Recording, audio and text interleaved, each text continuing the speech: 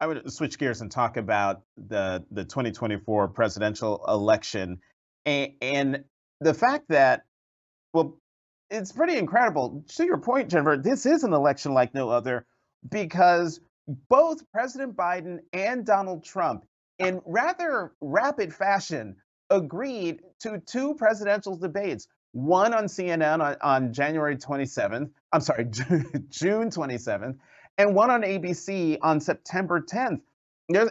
And Catherine, there's been reporting that the Biden and Trump campaigns had already been having talks about debates before Biden released his video on Wednesday challenging Trump to a debate. I'm just wondering, do you think that Biden painted Trump into a corner by doing that?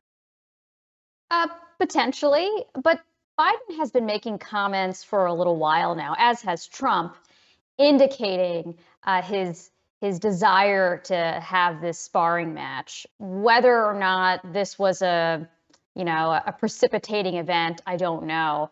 I think this is risky for both of them at this point. It could be a major boon for President Biden in the sense that he is largely viewed, particularly by younger, less engaged voters, as someone who's old, who's not with it, who's not on top of things. And he is objectively elderly. This is maybe an opportunity, I think Biden thinks, to demonstrate that he's at the top of his game, that he's fast on his feet. I think in some ways it's an opportunity like the State of the Union, right? Where he Correct. was kind of amped up. And Kinda? what kind of, right. I don't know how Well, many he cups was of amped coffee or up. Red Bull he had. Yes, exactly. But that was an opportunity for him to show that he still had a lot of energy and stamina and could stand on his own 2 feet and engage publicly in real time with critics. Now, dealing with a house full of lawmakers, a building full of lawmakers is different, of course, than dealing with Donald Trump, who is known for flooding the zone with falsehoods, all sorts of inflammatory comments, as we've just been talking about, coded language or not so coded language. And I think it is probably challenging for anyone, whatever age and whatever degree of debate training, to engage with him in real time, because it's just going to be this constant barrage of falsehoods and attacks and things like that.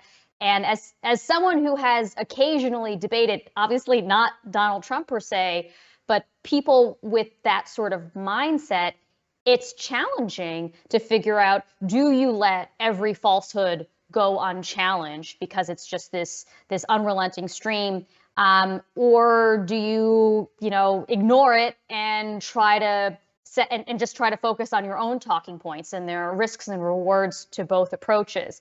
So it is, I think, still quite high risk for Biden. It's also high risk for Donald Trump, because it's not like he has been completely coherent in his political events, right? That he says all sorts of nonsensical things, Hannibal incoherent.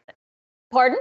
Yes. The Hannibal Is he Lecter comment last weekend. Yes, is he going to go on stage in this debate stage and say and praise a famous fictional cannibal?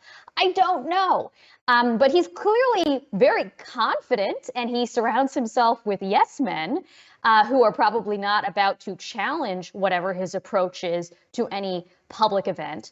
So it's not as if Donald Trump is necessarily the most disciplined and well-honed debater. So, I think it'll be entertaining. Whether it helps one or the other candidate, I don't know. But clearly they both think that it'll help themselves.